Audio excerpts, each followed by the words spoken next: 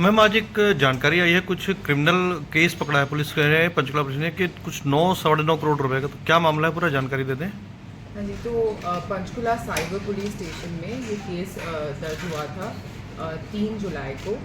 ये 9.5 करोड़ का cyber fraud हुआ था, जिसमें जो फ्रॉडस्टर्स थे इन्होंने एक व्हाट्सएप ग्रुप पे हमारे जो विक्टिम हैं उनको ऐड किया और उनको बोला कि आप अपने पैसे इन्वेस्ट करेंगे तो आपके पैसे बढ़ जाएंगे, और उनको आश्वासन देते रहे कि आपके पैसे बढ़ रहे हैं। उनको ये बताया कि आपके 9 करोड़ अब 52 करोड़ हो चुके हैं और इस तरह से, और शुरू में कुछ पैसे भी वापस दिए ताकि उनका जो है कॉन्फिडेंस बना रहे। और बाद में जब इन्होंने अपने पैसे निकालने की कोशिश करी तो इनको समझ में आया धीरे धीरे कि इनके साथ साइबर फ्रॉड हो गया है। इन्होंने जब ये फ्रॉड रिपोर्ट किया national cyber crime reporting portal पे इन्होंने कंप्लेन लॉन्च करी, और फिर ये साइबर पुलिस स्टेशन जाके एफआईआर दर्ज करी। तो उसके बाद 1.8 करोड़ मतलब 1.5 करोड़ से ऊपर 1.8 करोड़ फ्रीज अमाउंट हो गया था, क्योंकि इस हेल्पलाइन से अमाउंट फ्रीज हो जाता है। और साइबर पुलिस स्टेशन ने और एसीपी मनप्रीत ने ये अमाउंट कोर्ट से सुपरदारी करवाई है उनकी, और अब ये कोर्ट से रिलीज ऑर्डर भी हो गया है और उनको वापस होंगे। इसके अतिरिक्त हमारी इन्वेस्टिगेशन चलते रही, तो इसमें अलग अलग टेक्निकल तरीक़ों से ट्रैक करके 2 अपराधी गिरफ्तार किए गए। एक मुश्ताक है, मुश्ताक और जो पटियाला का रहने वाला है, और दूसरा है जतिन जिंदल जो भी पटियाला का रहने वाला है। जतिन जिंदल ने जो है वो इसके पीछे मेन जो कहते हैं एक तरह से मास्टरमाइंड का काम किया है। उसने 4 लोगों को सैलरी पे रखा था साइबर फ्रॉड के लिए, और वो इन लोगों से फेक बैंक अकाउंट, मतलब जो लोग होते हैं उनके बैंक अकाउंट तो अपने ठीक आईडी पे लेते हैं, पर फिर वो अकाउंट इनको हैंड ओवर कर देते हैं। तो ये अकाउंट हैंड ओवर किए गए और इन बैंक अकाउंट में ही ये पैसा भेजा गया। और अभी तक हम इसमें आगे भी चल रहे हैं कि और कितने लोग इन्वॉल्व हो सकते हैं। ये जतिन कमीशन बेसिस पे काम करता था, जितना फ्रॉड अमाउंट होता था उसमें से इसको कमीशन मिलती थी, और यही वो कमीशन से आगे सैलरी भी देता था लोगों को। अभी तक जो सामने आया है कि फाइनली ये पैसे इंडिया के बाहर जो कुछ हमारे अक्यूज्ड हैं उनके पास भेजे जा रहे हैं। तो हमारा फोकस है इसमें आगे भी जितने लोग अरेस्ट हो सकते हैं वो भी किए जाएं, और जो हमारे विक्टिम हैं उनके ज़्यादा से ज़्यादा पैसे भी वापस किए जाएं। मैम इसमें विक्टिम का कुछ देंगे जानकारी कि विक्टिम कौन था, कहाँ से था? विक्टिम सेक्टर 7 के रेजिडेंट हैं, और इसके अलावा मतलब उनकी प्रिवेसी कंसर्न्स की वजह से हम ज़्यादा डिटेल्स नहीं देना चाहेंगे, पर उनके साथ भी हम कॉन्स्टेंटली टच में हैं कि उनके जो पैसे हैं वो, नहीं तो विक्टिम को मुश्किल होती है कोर्ट से रिलीज़ कराने के लिए। तो इसमें भी पुलिस ने उनका पूरा साथ दिया और उनके साथ जाके ही ये पैसे रिलीज़ के ऑर्डर करवाए हैं। तो जो फ्रीज अमाउंट है वो रिलीज़ हो जाता है। जैसे कि हम लोगों को जानकारी भी देते हैं कि पहले तो हमें साइबर अपराध का विक्टिम बनने से खुद को रोकना है, और अगर आपके साथ ऐसा हो भी जाता है तो जितने जल्दी से जल्दी आप ये कंप्लेंट लॉन्च करेंगे आपका अमाउंट फ्रीज हो जाता है, यानी इसके खाते में गया है वहाँ रोक लिया जाता है बैंक द्वारा, या जो 1930 नेशनल साइबर हेल्पलाइन है उस द्वारा, और फिर ये पैसा वापस आने में आसानी हो जाती है। भले ही मतलब दूसरी तरफ इन्वेस्टिगेशन और अरेस्ट चलता रहे, जो फीस अमाउंट है ये वापस आ जाता है। जी आरोपी थे कितने पढ़े लिखे थे, कुछ अगर इनकी जानकारी हो? इनमें से एक आरोपी तो BSc IT था, तो उसको कंप्यूटर का ज्ञान था, और इसी कारण वो उसको कंप्यूटर का भी ज्ञान था, और इसी को उसने इस्तेमाल करके इस वारदात। दोनों में से कौन सा है जिसमें जतिन जो पटियाला का है? जो पटियाला का है। जो मुश्ताक है उसको उसने सैलरी पे रखा था, और ये जो छोटे मतलब जैसे अकाउंट पर प्रोवाइड कराने के काम होते हैं इस तरह के काम कराना। पर हाँ, दोनों ही भागीदार थे इसमें, उनको पता था वो क्या काम कर रहे हैं, कि ये साइबर फ्रॉड कर रहे हैं, और ये अपना एक तरह से इसको बिजनेस की तरह ही चला रहे थे। और इनके पूरे एक्सपेंशन के भी प्रोग्राम था कि हम और इसको बढ़ा के अपना एक ऑफिस भी खोलेंगे और किस तरह से लोगों से ठगी करी जाएगी। जैसे आपने बताया कि ये बाहर भी भेज रहे हैं पैसा, तो ये कब से चल रहा था? जी अभी देखिए, पहले आपका बता देती हूँ कि अभी तो 2 लोग सामने आए हैं। इसके अलावा जितने भी लोगों को यहाँ से बैंक अकाउंट प्रोवाइड किया गया है उस पर भी हम जाएंगे कि ये भी हो सकता है और हमें फर्जी बैंक अकाउंट मिल जाए।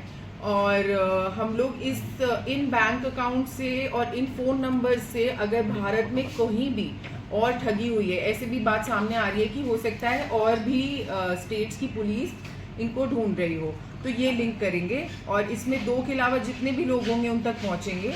इसकी डिटेल्स अंडर इन्वेस्टिगेशन है, तो हम शेयर करेंगे तो शायद कॉम्प्रोमाइज़ हो जाए, पर हाँ, इसमें आगे जितने भी लोग होंगे उन तक पहुंचेंगे। और दूसरे मैं आपके सवाल पे आऊँ तो ये जो पूरा सिस्टम है, ये जो बैंक अकाउंट्स हैं, ये तो अभी प्रोवाइड करे गए हैं, पर हम जो व्हाट्सएप की चैट्स हो गई या पुराना कुछ डिलीटेड डेटा हो गया, इसको फॉरेंसिक एनालिसिस के बाद निकालेंगे कि ये पैसा कैसे मूव करा है, भारत के बाहर ये पैसा कैसे जा रहा है, और अगर हमें किसी अतिरिक्त एजेंसी को भी इसकी सूचना देनी पड़ी तो हम वो देंगे। जो जी आपकी शिकायत करता है वो करते क्या है, बिजनेसमैन है क्या? हाँ जी, वो बिजनेस करते हैं जी। मैम, इस टीम में कौन कौन लोग शामिल थे? इस टीम में एसीपी मनप्रीत सुदन है, उनकी लीडरशिप के under SHO cyber inspector Lalit और हमारे आईओज, हमारे 2 आईओज थे, IO sub inspector Sukhvinder Singh और रेडिंग टीम में कांस्टेबल सुनील कुमार। वैसे तो पूरा साइबर पुलिस स्टेशन साथ काम करता है, जैसे कुछ लोग अगर पकड़ने में थे तो बाकी लोग ये पैसे वापस दिलाने में थे, कुछ लोग ये कंप्लेंट को ऑनलाइन फॉलो अप करने में ताकि ये पैसे फ्रीज हो जाएं, बाकी लिंक, तो पूरा साइबर पुलिस स्टेशन साथ मिलके ये काम करता है। तो मैंने कैसे लोगों को कन्वर्ट करता है कि कोई लिंक या ओटीपी का मैसेज इस तरह से? देखिए, ये बहुत एक नया तरह का फ्रॉड आजकल बहुत ज़्यादा प्रचलित हो गया है। इसमें ये क्या करते हैं, लोगों को एक तरह से लोभ देते हैं कि आपके इतने पैसे इतने हो जाएंगे। ये तो व्हाट्सएप ग्रुप के थ्रू कर रहे थे।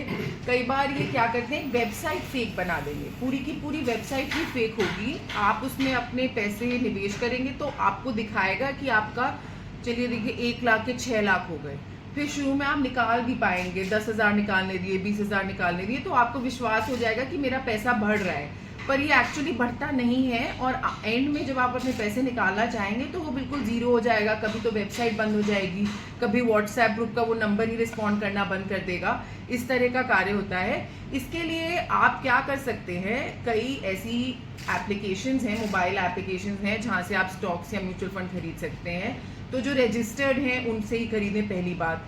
दूसरी बात, आपका जो पैन कार्ड होता है उससे आपका डीमैट अकाउंट या सारे शेयर्स लिंक्ड होते हैं, तो आप जब भी चाहें, या तो आप इनकम टैक्स की आपकी जो टैक्स इन्फॉर्मेशन सर्विस है उससे चेक कर सकते हैं कि ये पैसे सच में मैंने खरीदे हैं या नहीं तो म्यूचुअल फंड्स में कैम्स ऑनलाइन होता है, KAMS, उससे आप चेक कर सकते हैं कि मेरे नाम पे ये खरीद तो रहे हैं, पर क्या ये मेरे पास आ रहा है, क्योंकि भारत सरकार के सारे सिस्टम अब इंटीग्रेट हो चुके हैं। तो आप जाके ये चेक भी कर सकते हैं कि जो आपको, अगर उन्होंने आपसे आपके आईडी डिटेल नहीं ली, आपका कुछ KYC नहीं करवाया, तो वो आपके नाम पे पैसे निवेश कैसे कर रहे हैं, ये भी एक सोचने की बात है।